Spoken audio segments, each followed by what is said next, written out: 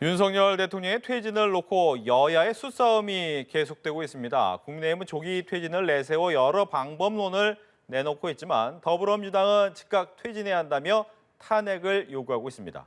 관련 내용을 포함한 정치권 이슈들 김진 전 중앙일보 논설위원, 김창룡 서울광합종합대학원 대학교 석좌교수와 함께 이야기 나눠보겠습니다. 안녕하십니까? 어서 오십시오. 일단 국민의힘은 빠르면 오늘 저녁쯤 조기 퇴진 로드맵을 발표할 것으로 보이는데 어제 만들어졌죠. 이 전국 안정화 TF 이 위원장이 이제 이양수 의원인데 내년 2월 퇴진하고 4월 조기 대선, 또 내년 3월 퇴진하고 5월 조기 대선하는 이 두 가지 안을 제안했다라고 얘기를 해놨습니다. 이 두 가지 안에 대해서 어떻게 들으셨습니까? 일단은 두 가지 안 모두 대단히 현실적인 논리성이 부족하다. 가장 중요하게는 왜 대통령이 지금 탄핵이 돼서는 안 되는지에 대한 국민의힘의 주장이 설득력이 대단히 약하다. 국민의힘은 탄핵이라고 하는 것은 헌정질서 마비다. 국민이 선출한 대통령을 그런 식으로 쫓아낼 수는 없다라고 얘기를 하는데 현재의 어떤 정치, 경제, 사회, 외교, 안보에 미치는 악영향과 그리고 민심의 분노, 각종 경제 상황의 위기 이런 것들을 따지면 제가 판단할 때는 많은 사람들의 의견이 대통령이 하루라도 현직에 더 있는 것이 헌정의 마비다. 그것이 헌정의 무질서고. 그러니까 국민의힘의 논리의 문제는 첫째는 탄핵을 왜 지금 해서는 안 되는지에 관한 논리가 약하고 그리고 4월 대선, 5월 대선 이런 것들이 탄핵 스케줄보다 더 빨리 할 수 있는 것이다라는 주장도 하는데 네. 그렇지 않습니다. 노무현 대통령 탄핵은 2개월 걸렸어요. 많은 헌법학자들의 의견에 따르면 이번 사안은 내란죄 하나이기 때문에 이거 대단히 탄핵 심판의 요건이 단순하다. 그러니까 2개월도 채 걸리지 않을 것이다. 헌법재판소의 이 결정이. 그러면 최대 2개월을 잡아도 빠르면 내년 4월 초 이럴 때 대통령 선거가 가능하게 됩니다. 지금 5월 대선, 6월 대선 이런 식으로 자꾸 국민의힘이 시간을 끄는 것은 조금이라도 늦춰서 이재명 대표의 사법 2심과 3심의 확정 판결을 대통령 선거 전에 받아내려는 거 아니겠습니까? 그런데 그것도 현실적인 논리성이 떨어져요. 왜냐하면 탄핵이 되든 아니면 저 로드맵에 따라서 윤석열 대통령이 3월 퇴진, 2월 퇴진 이런 거를 발표하는 순간 탄핵이 인용되는 순간 다음 대통령 선거일이 60일 이내로 결정이 됩니다. 가장 중요하게는 대통령 선거일이 발표가 되면 각 당이 대통령 후보를 뽑는 경선 작업에 들어가고 그러면 사법부가 이재명 대표에 대한 이 재판을 중단 내지 연기할 수밖에 없어요. 그러니까 현실적인 계산도 틀리고 논리도 틀리고 명분도 틀리다. 알겠습니다. 일단 국민의힘이 아직 결론을 내놓지는 않았지만 나온 얘기가 2월 퇴진, 4월 또 3월 퇴진, 5월 조기 대선 이 두 가지 안을 얘기를 하고 있다라고 해서 여기에 대해서 좀 신랄하게 좀 이야기를 해주셨어요. 여기에 대한 얘기 듣겠습니다. 예, 사실 정치인은 언어를 강간한다는 그런 말이 있어요. 이 질서 있는 퇴진은 탄핵이라고 헌법학자들이 얘기를 하고 온 국민이 그렇게 얘기하는데 국민의힘만 마치 이 질서 있는 퇴진이 지금 대선 로드맵을 이야기하고 있는데 이 지금 탄핵을 얘기하는데 벌써 대선 얘기를 하고 있지 않습니까? 네. 이거 뭔가 논리적 비약도 엄청난 비약이 있고 국민의힘에서 어떻게 이런 식으로 말하자면 위험한 이 정치적 괴물이 돼 있는 대통령을 그대로 두고 또 다른 로드맵을 얘기한다는 것은 이 탄핵을 어떤 식으로 회피하려는 그런 꼼수로밖에 보이지 않습니다. 그리고 다시 한번 말씀드리지만 이 질서 있는 퇴진이라는 것은 이미 우리 온 국민이 알고 있고 헌법학자들이 그걸 주장하듯이 탄핵 외에는 다른 방법이 없는데 지금 국민의힘은 이런저런 또 다른 방법을 내세워서 어떻게든 탄핵을 피해가면서 자신들의 정치적 이익을 어떻게든 극대화시키기 위해서 이런 꼼수를 부리고 있는데요. 국민의힘을 이렇게 쳐다보고 있으면 여기에 지금 국민도 없고 헌법도 없습니다. 왜 이렇게 앞으로 이 헌법을 위반한 위헌정당이 될 가능성이 굉장히 높은데 이 국민의힘만 딴 세상에 사는 것처럼 언어를 강간하면서 이런 꼼수를 부리고 있는지 앞으로 제가 봤을 때는 국민의힘은 법적, 역사적 평가를 냉혹하게 받게 될 것입니다. 예, 그럼 추가로 질문을 드리면 왜 다른 세상에 사는 겁니까? 지금 보시다시피 국회에서 아주 그런 상징적인 모습을 보여줬는데요. 국회에서 탄핵을 결정할 때 자기들만 따로 모여가지고 자크를 잠그고 자기들끼리 따로 있었습니다. 왜 따로 있었냐면 이 탄핵이란 거대한 물결 속에서 탄핵을 하게 되면 자신들의 정치적 입지는 물론이고 이 모든 문제가 이제 야당 쪽으로 주도권이 넘어가고 자신들이 이제 거꾸로 처벌받게 되는 그런 위험한 상황이 오기 때문에 자신들의 정치적 이해 그리고 윤석열 대통령이 잘못하지 않았다는 것이 아니라 잘못은 했지만 탄핵시켜버리면 자신들의 근거할 수 있는 어떤 힘의 어떤 줄기 이런 것을 놓치고 자기들은 모든 권력에서 쫓겨나고 그동안 막았던 여러 가지 범죄 행위라든가 이런 것들에 여러 가지로 지금 노출되어 있는 국회의원들이 국힘의 국회의원들이 굉장히 많습니다. 명태균 녹취록이라든가 이런 걸 보면 이미 이런 문제들로 자신들이 주요 범죄 혐의자가 될 것이기 때문에 어떻게든 탄핵을 막겠다는 것은 대통령을 보호하려는 그런 것도 있지만 한편으로는 그 대통령을 문제 많은 위험한 대통령을 잡고 있으면서 자신들도 그 안에서 정치적 이해, 정치적인 생존을 추구하기 때문에 지금 길을 쓰고 딴 세상에 살려고 저런 식으로 지지자, 국민을 배신하는 행동을 하고 있는 것이죠. 예. 이와 함께 뭐 이제 조기 퇴진과 함께 얘기가 계속 나왔던 것이 개헌이었어요. 이 개헌 같은 경우에는 지금 대통령 87 헌법 체제가 너무 오래됐다. 이거의 변화 필요성은 문재인 대통령 때도 나왔던 얘기이기 때문에 이번에 변화는 필요한데 이번이 좋은 기회 아니냐. 즉 그래서 5년이 아닌 4년 중임제로 바꾸자. 이런 얘기가 나오잖아요. 가능성은 있습니까? 제가 판단을 할 때는 가능성 제로입니다. 4년 대통령 중임제로 바꾸자는 것은 평상시라면 상당히 설득력이 있고 여야와 대통령이 협의를 해서 추진을 하면 한국의 헌법 체계를 바꾸는 데 상당히 유용하게 작용을 할 수가 있어요. 왜냐하면 대통령 선거와 국회의원 선거, 지방선거가 다 스케줄이 다르기 때문에 생기는 국가적인 혼란 그리고 단임제의 폐해를 4년 대통령 그래서 평상시라면 윤석열 대통령이 1년 임기를 양보해서 내후년 지방선거 때 대통령 선거를 치르는 것 그렇게 해서 4년 대통령 중임제로 가면 국가에게도 이롭고 헌정체계도 발전을 할 수 있지만 지금은 그게 이 탄핵 국면을 돌파하기 위한 꼼수로 비춰지고 있고 두 번째는 이재명 대표가 절대로 수용을 못합니다.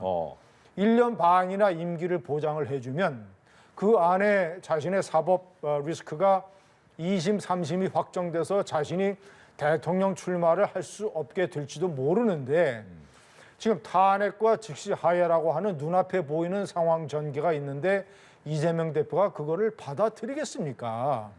세 번째는 지금 현 대한민국의 국가적인 대혼란과 위기 상황을 보면 윤석열 대통령이 일주일도 그 자리에 앉아 있는 것이 대단히 불안하다는 지적이 많은데 아니 윤석열 대통령이 어떻게 1년 반을 더 대통령을 할 수가 있겠습니까? 지금 당장 이번 토요일 날 국민의힘이 표결에 참여를 해서 대통령이 탄핵될 가능성이 높아지고 있는데 아니 그리고 지금 뭐 내란죄로 해서 김영훈 장관이 오늘 구속될 것이고 그리고 내란죄 수괴 우두머리는 구속 수사가 원칙이라는 공수처장의 발표로 인해서 윤석열 대통령이 현직에 있으면서도 구속될 가능성도 거론이 되고 있는데 무슨 윤 대통령이 앞으로 임기를 1년 반을 더 지속을 해서 임기 단축 개헌을 할 수가 있겠습니까? 그거는 공상 과학 소설 같은 얘기다. 네. 그렇다면 이제 뭐 개헌 부분에 대해서 어차피 안 받을 거다라고 얘기는 하셨지만 그렇다면 또 이 87 헌법 체계를 언제까지 갖고 가야 되냐라는 고민도 있어요. 물론 그런 고민도 있고 네. 헌법을 개헌하자는 그런 얘기도 있고 또 헌법이 상당 부분 또 개헌할 부분도 많이 있다는 것도 인정하지만 지금 얘기했다시피 이 12월 3일 이 윤석열의 내란이 있기 전과 있고 난 이후는 상황이 완전 달라졌다는 12월 3일의 중요성을 우리가 간과해서는 안 됩니다. 12월 3일 내란 숙의 윤석열이 지금 위험한 대통령으로 현직에 있습니다. 이 현직에 있는 위험한 대통령을 그대로 두고 개헌 얘기한다는 것은 그야말로 너무나 한가로울 뿐만 아니라 현실성이 없기 때문에 개헌 얘기는 국민의힘 쪽에서 얘기를 할 수 있을지는 몰라도 이건 어떤 형태로도 서로 그 개헌의 정당성이 있다 하더라도 지금 이 문제를 끄집어낸다는 것은 매우 부적절하고요. 중요한 것은 12월 3일 이후에 이미 윤석열의 내란으로 위험한 대통령이 한시라도 있어서는 안 되고 지금 당기는 것이 그나마 이번 토요일 날 다시 한번 윤석열에 대한 탄핵 여부인데요. 지금 보시다시피 탄핵 여부를 하기 전에 이미 공수처를 비롯한 국수본에서 이 위험한 대통령에 대한 구속 수사 지금 사실 24시간 혹은 48시간 내에 대통령 구속 얘기가 들릴지도 모릅니다. 이런 상황에서 이 개헌 얘기를 한다는 것은 거의 적절치 못한 그런 소지가 될 것입니다. 예. 그렇기 때문에 이제 일단은 제일 관심사는 이번 주 토요일입니다. 지난주 토요일 날 저희가 세 명이서 그 모습에 있었는데 아마 이번 주 토요일에도 이 탄핵안 표결을 어떻게 진행할 것인가 그리고 과연 국민의힘에서 이탈표가 지난번에 안철수 의원, 김혜지 의원, 김상호 의원 이 세 명의 이탈표 물론 김상호 의원은 자기는 반대표를 던졌다라고 했지만 이번에 또 찬성하겠다라고 얘기를 했기 때문에 제 생각엔 일단 세 표는 지금 나와 있어요. 그럼 이제 5표 이상이 나오겠느냐? 이 부분 어떻습니까? 우선은 국민의힘이 자유투표, 표결 참여를 피하기는 상당히 어려울 것이다. 현재 민심도 그렇고 지금 당시에 지난번에 저희가 그때 중계방송을 하지 않았습니까? 네. 그때 투표에 불참하고 있는 모습이 생중계되면서 많은 국민들의 분노와 조롱이 산더미처럼 쌓였었다. 지금도 쌓여가고 있고 그리고 보다 더 중요하게는 국민의힘의 의원들 사이에서도 탄핵에 반대하든 찬성하든 표결에 더 이상 불참해서는 도저히 그 압력을 견딜 수가 없겠다. 아까 조금 전에 보도된 대로 그 지역구 사무실에 잇따른 항의나 이런 것들이 있지 않습니까? 네. 이런 것들 상당히 심각한 사태거든요. 지금 제가 판단할 때는 국민의힘이 사태의 심각성을 아직도 제대로 모르는 것 같아요. 민심의 쓰나미가 지금 얼마나 치열한지, 얼마나 무서운지를 제대로 느끼지 못하고 있다. 국민의힘은 이제 TK 의원들 중심으로 해서 영남 의원들 중심으로 해서 지역구의 열성 당원들이 이제 의원들한테 전화를 해서 절대 탄핵 찬성하면 안 된다. 뭐 이러는데 흔들리고 있는 올드 영남 보수 의원들이 다수를 점하고 있는 것 같아요. 그런데 보십시오. 벌써 수도권이 흔들리고 있지 않습니까? 그럼 이제 조경태 친한계의 좌장이라 할 수 있는 조경태 의원이 흔들리고 배현진 의원이 흔들리고 자 그렇게 되면 일단은 첫째는 투표 참여 자유투표를 할 수밖에 없을 것이다. 그러면 자유투표를 하게 되면 오늘이 화요일입니다. 오늘 화요일 현재 최대 5표의 이탈표가 계산 가능합니다. 조경태 배현진까지 따지면 그러면 수요일, 목요일, 금요일 내란죄 수괴라는 표현까지 등장을 하면서 윤 대통령에 대한 구속수사 가능성 얘기 이런 것들이 쌓이게 되면요. 그리고 토요일 날 이제 대규모 이 탄핵 촉구 집회가 열리게 되고 하면 자유투표에 들어간 의원들 중에서 탄핵에 찬성하는 의원들의 숫자가 이탈표 8표를 넘을 가능성이 현재로서는 농후하다. 이렇게 봅니다. 네, 지난번과 다르게 이제 투표 참여를 막을 수는 없을 것이고 그리고 이탈표도 더 늘어날 것이다. 현재 국민의힘을 보면요. 사자성어가 생각이 나요. 당랑거철이라고 이 수레바퀴 앞에서 그 수레바퀴에 맞서서 사마귀가 발을 들고 싸우는 그런 정말 어처구니 없는 이런 모습인데 국민의힘은 도도한 역사의 물결 그리고 국민들의 이런 열화 같은 열망 앞에서 이 한 줌의 자신들의 권한을 지키기 위해서 지금 뭐 이 자유투표를 하느니 마느니 이런 얘기를 하고 있는데 이미 내분이 일어나기 시작했고요. 그리고 많은 국민들이 국민의힘 국회의원들에게 엄청난 압박을 가하고 있고 이것은 아마 거부하거나 부정하기 굉장히 힘든 이 그런 압박이 앞으로 더 커질 것입니다. 그리고 시간이 지남에 따라서 윤석열의 이런 이 내란 범죄 혐의가 더욱 구체화될 것이고 그리고 수사가 진척됨에 따라서 구속 수사하는 모습을 빠르면 토요일 전에 나올 수도 있습니다. 분명히 여기에 균열이 생기고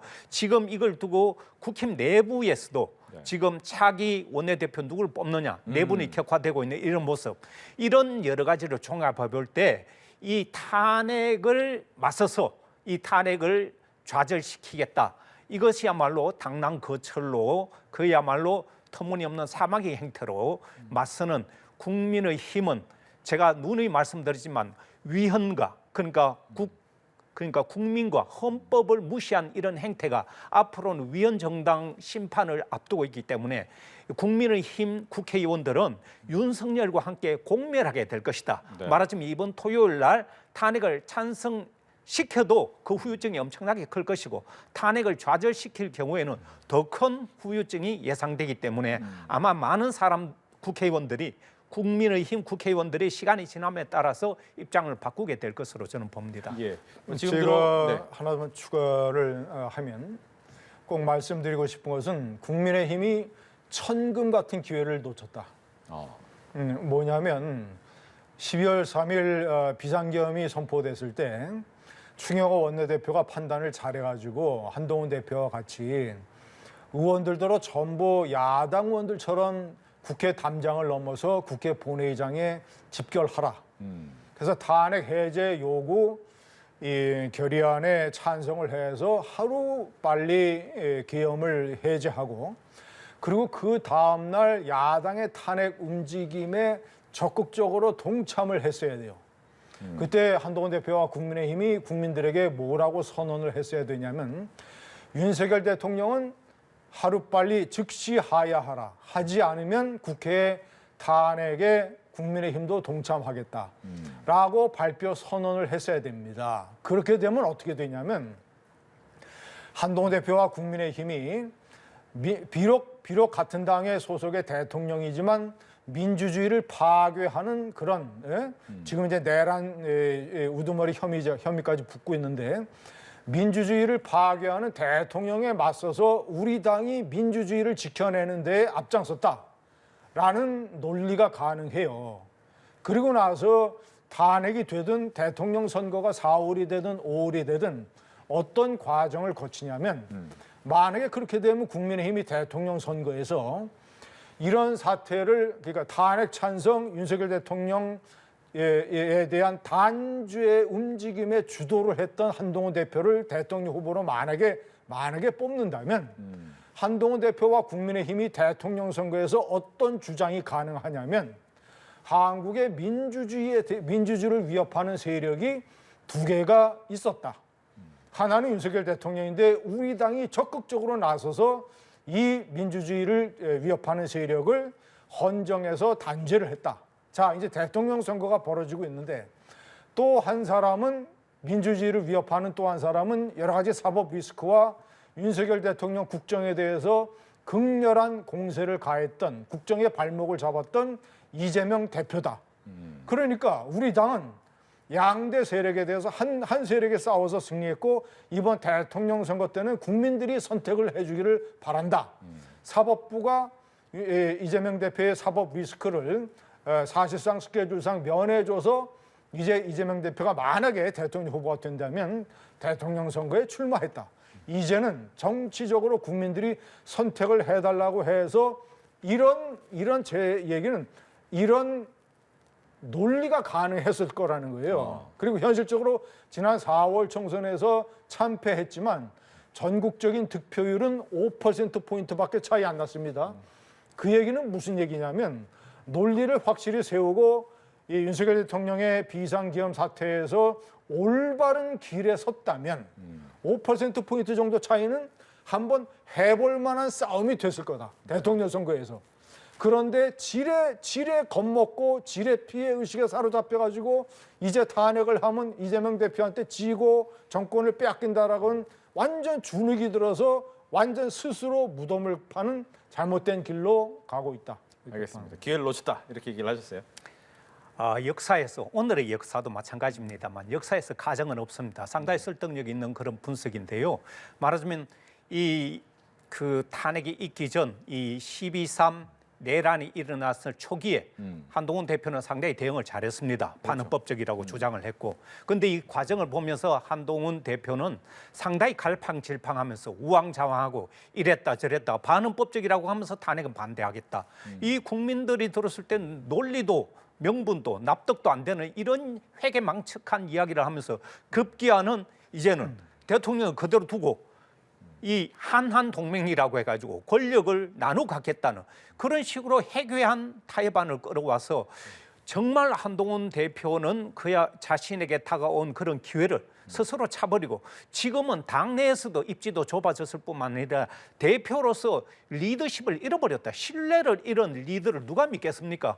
오늘은 이런 말 했다가 내일은 저런 말 했다가 그 말을 또 바꾸는 이런 행보를 반복하면서 저는 국민의힘 당 안에서뿐만 아니라 한 사인으로서도 저렇게 조변석기 하는 사람을 어떻게 믿고 따를 수 있겠느냐. 그래서 스스로 그런 기회를 차버렸을 뿐만 아니라 저는 윤석열 대표가 그때 대통령 윤석열 당시 후보가 대통령 되기 전에 자기가 국민의힘 당에 가면 뽀개버리겠다 이런 말을 한 적이 있어요. 지금 그 과정을 보면서 윤석열 이 내 반란 수괴가 이런 방식으로 국민의힘을 뽀개고 한동훈도 같이 수장시키는 이런 엄청난 일을 윤석열이 이런 고심 끝에 큰 일을 해내고 있구나. 정말 역사의 아이러니를 보고 있다 이런 생각을 합니다. 네. 이러다 보니까 이제 많이 얘기 나오는 것이 이 국회 여의도 문법이라는 것이 이제 그냥 생기는 건 아니더라고요. 그 경력이 좀 있어야 그 부분을 따라갈 만한데 그러다 보니까 지금 한동훈 대표 입장에서는 이 정치 경력이 그렇게 길지 않기 때문에 이번 원내대표가 굉장히 중요할 것 같아요. 옆에서 좀 도와줄 수 있는 사람이 필요한 것 같기도 하고. 근데 이게 가능할지는 모르겠지만 원내대표 어떻게 됩니까? 지금 이 친윤계 중진들이 거론을 하고 있는 5선의 권성동 의원. 저는 역시 다시 말씀드리지만 이 국민의힘의 이 중진들 친윤계가 사태의 심각성을 전혀 모르고 있다. 권성동 의원이 누굽니까? 윤석열 대통령의 오른팔 아닙니까? 친윤계의 핵심이고 그리고 가장 적극적으로 탄핵에 대해서 반대했던 인물이고 가장 적극적으로 탄핵을 하게 되면 뭐 보수가 괴멸한다든가 뭐 국민의힘이 뭐 대통령 선거에서 필패한다든가 이런 식의 어떤 정당 이익적 관점에서 윤 대통령을 보호하려고 했던 사람이 지금 원내대표가 만약에 되면 지금도 그렇지 않아도 국민의힘이 탄핵에 반대하고 표결에 불참하고 이런 양태에 대해서 민심의 분노가 들끓는데 거기다가 완전히 기름을 붓는 것이죠. 아니 어떻게 권성동 의원의 지금 정치적인 위상이나 상황을 봤을 때 원내대표로 거론을 할 수 있습니까? 지금 원내대표가 돼야 하는 사람은 되자마자 의원들을 이끌고 국회 본회의장에 토요일 날 가서 자유투표를 하라. 각자 헌법기관에 따라서 헌법기관이니까 탄핵 찬성이든 반대든 자유투표를 해서 정정당당하게 국민의 평가를 받아야 된다라고 주창을 해서 의원들을 이끌고 갈 수 있는 사람이 원내대표가 돼야 돼요. 그렇지 않습니까? 그나마 한동훈 대표가 이 권성동 대표에 대해서 반대하고 있는 거는 다행인데 아까 한동훈 대표 얘기가 나왔으니까 한 가지만 더 추가를 해드리면 지금 한동훈 대표가 비상기염 사태 이후로 왔다 갔다 탄핵 찬성 반대 왔다 갔다 하고 오락가락하고 우왕좌왕하고 우유부단적인 면을 보인다는 비판을 많이 받고 있는데 제가 여기 한 가지 추가를 하면 한동훈 대표는 이 국가적인 정치 지도자로서 이번에 대단히 결정적인 여러 가지 약점과 부족함을 보이고 있다. 특히 뭐냐면 이른바 한한 체제로 해서 국정을 운영하겠다고 얘기했던 것은 말이죠. 그거는 대단히 반헌법적입니다. 그리고 현실적으로 실현 가능성이 전혀 없고, 아니 한덕수 국무총리가 지금 내란죄의 주요 피의자로 고발돼서 수사를 받느니 마느니 하는 상황인데, 그리고 대통령의 그런 무도한 비상계엄을 막지 못하는, 아니 국무총리 정도 됐으면 그 계엄령을 심의하는 국무회의에서 아니 국무총리를 지금 한 번 합니까? 두 번 여러 정권에 거쳐서 하고, 그렇게 이 국정 경험이 많은 사람이 이제 뭐가 아쉽다고, 자신의 공직 경력의 마지막 단계인데 직을 걸고 목숨을 걸고 당시 국무회의에서 대통령에 대해서 반대하고, 대통령이 고집하면 나가서 우리 이 사회와 국민들에게 알리겠다라고 해서 그 스탑만 시켰다면 이런 국가적인 불행은 없는데, 가장 못한 내란 방조 내지는 그 직무를 못한 사람이 한덕수 총리인데, 그 사람에 대해서 그것도 위헌적이고 반헌법적인 대통령의 권한을 대행할 만한 아무런 상황이 없는데, 그 사람하고 자기가 정당 대표인데 무슨 법률적 권리로 이 나라를 운영을 합니까? 그래서 가장 심각하게는 법무부 장관 출신, 검사 출신이 헌법과 법률을 모르는 시국 수습 방안이라고 내놓고 국민들한테 우리 이렇게 할 테니까 좀 봐달라고 얘기하는 게, 이것이 보수 우파 전체에게도 악영향을 미치고 우파에 대한 국민들의 신뢰를 점점점 떨어뜨리고, 저 참 불행한 시기에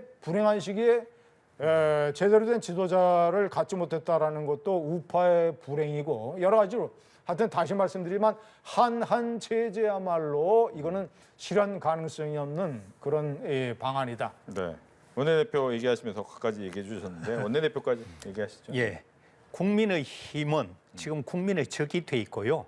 국민의 힘을 자세히 보시면 지금 이 계속해서 똑같은 얘기가 반복되는 건 이 국민과 헌법이 없기 때문에 저런 많은 문제들이 잉태되고 있고 지금 드러나고 있는데요. 중요한 것은 지금 국민의 힘에 어떻게 보면 그 국민과 헌법을 망각한 이런 모습 속에 권성동 의원을 또 원내대표로 내세운다는 이런 얘기를 하는데, 권성동이 누굽니까?